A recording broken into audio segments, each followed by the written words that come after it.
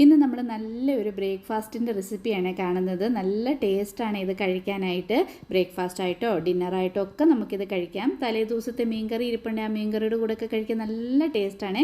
മീൻകറി തന്നെ വേണമെന്നൊന്നുമില്ല, ചിക്കൻ കറിയുടെ കൂടെ, സാമ്പാറിൻ്റെ കൂടെ, ചമ്മന്തിയുടെ കൂടെ ഒക്കെ നല്ല ടേസ്റ്റാണ്.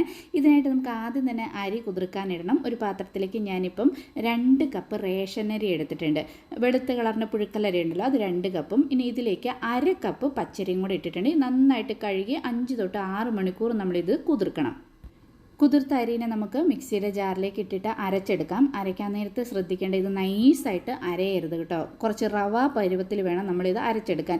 ഒരു കുറച്ച് വലിയ, നമ്മളിപ്പോൾ ഗോതമ്പ് റവയൊക്കെ കിട്ടിയില്ല, ആ ഒരു പരുവത്തിൽ വേണം നമ്മളിത് അരച്ചെടുക്കാനായിട്ട്. ഇനി ഇതിലേക്ക് ആവശ്യത്തിനുള്ള ഉപ്പും വെള്ളം ഇച്ചിരി നല്ലപോലെ തന്നെ വെള്ളം ചേർത്ത് അരച്ചാലും കുഴപ്പമില്ല. ഇപ്പം ഞാൻ 2 ബാച്ചായിട്ടാണ് ഞാൻ അരച്ചത്. അരച്ച മാവ് ഞാനൊരു വേറെ പാത്രത്തിലേക്ക് എടുത്തു വെച്ചിട്ടുണ്ട്. തരിയായിട്ട് വേണം. നൈസായിട്ട് അരച്ച് കഴിഞ്ഞാൽ നമ്മൾ ഉദ്ദേശിച്ചത്ര നല്ലതായിട്ട് നമുക്കിത് കിട്ടത്തില്ല. ഇനിയൊരു പാൻ ചൂടായി കഴിയുമ്പം അതിലേക്ക് ഒരു 2-3 സ്പൂൺ വെളിച്ചെണ്ണ ചേർത്ത് കൊടുക്കണം. വെളിച്ചെണ്ണ നന്നായിട്ട് ചൂടായി കഴിയുമ്പം കടുക് ഒന്ന് പൊട്ടിക്കഴിയുമ്പം ഇതിലേക്ക് സ്ലോ ഫ്ലെയിമിൽ വെച്ചിട്ട് നമ്മൾ അരച്ച് വെച്ചിരിക്കുന്ന അരി ഉണ്ടല്ലോ, ഇതിലേക്ക് ചേർത്ത് കൊടുക്കണം. അപ്പോൾ നന്നായിട്ടൊന്ന് മിക്സ് ചെയ്യണം.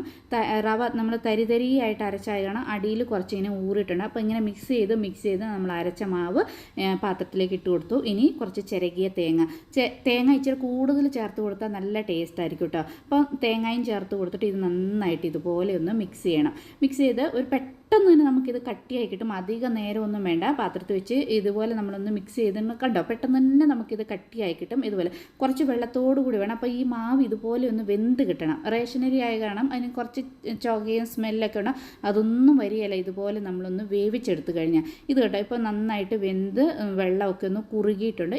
ഇനി ഒന്ന് തണുക്കട്ടെ. ഇതുപോലെ നന്നായിട്ട് തണുത്ത് കഴിയുമ്പോൾ കൈയൊന്ന് വെള്ളത്തിൽ ഇതുപോലെ മുക്കിയിട്ട് നമുക്ക് ചെറിയ എത്ര വലിയ ഉരുളകൾ വേണോ അത്രയും വലിയ ഉരുളകൾ എടുത്തിട്ട് ഇതുപോലെ ഉരുട്ടി നടുക്കൊരു ഹോള്, നമ്മുടെ ഒരു വടയുടെയൊക്കെ ഷേപ്പ് പോലെ ആക്കി എടുത്തു കഴിഞ്ഞാൽ അകത്തൊക്കെ നന്നായിട്ട് പെട്ടെന്ന് വെന്ത് കിട്ടും കേട്ടോ. നമ്മൾ ഇതുപോലെ നടുക്കൊരു ഹോളും കൂടി ഇട്ട് കൊടുത്താൽ ഇത് കണ്ടോ, ഞാനിപ്പോൾ എല്ലാം ഇതുപോലെ റെഡിയാക്കി വെച്ചിട്ടുണ്ട്. ഇനി നമ്മൾ ആദ്യം തന്നെ ഇത് ഒരു സ്റ്റീമറിലോ ഇഡ്ഡലി പാത്രത്തിലോ വെള്ളം തിളയ്ക്കാനായിട്ട് വെച്ചിരിക്കണം. വെള്ളം നന്നായിട്ട് തിളച്ച് കഴിയുമ്പോൾ ആദ്യമേ നമ്മൾ അടിയത്തെ ഒരു ബാച്ച് ഇങ്ങനെ വെച്ച് കൊടുക്കണം.